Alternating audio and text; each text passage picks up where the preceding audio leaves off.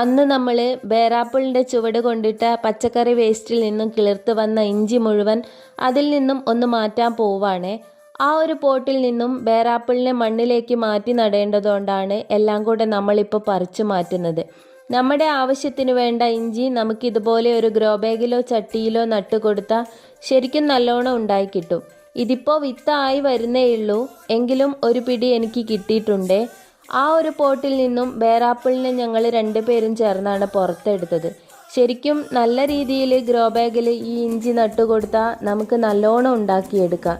ഇതിപ്പോൾ ബാക്കി വന്നൊരു ഇഞ്ചി വിത്തിൽ നിന്നാണ് ഇത്രയും നമുക്ക് കിട്ടിയത്. ഗ്രോ ബാഗിലാവുമ്പോൾ നമുക്കത് ഇളക്കിയെടുക്കാനൊക്കെ ഈസി ആയിരിക്കും. അങ്ങനെ ഇഞ്ചി ഗ്രോ ബാഗിലും നട്ട് ബേറാപ്പിളിനെ മണ്ണിലേക്ക് നട്ടുകൊടുത്തു. കഴിഞ്ഞ വർഷത്തെ കാറ്റിലും മഴയിലും നിറയെ കാപിടിച്ച കൊമ്പ് പൊട്ടിയ ബേറാപ്പിളിനെ പിന്നീട് നമ്മൾ പ്രൂൺ ചെയ്ത് വീണ്ടും ഇതുപോലെ ആക്കിയെടുത്തതാണ്.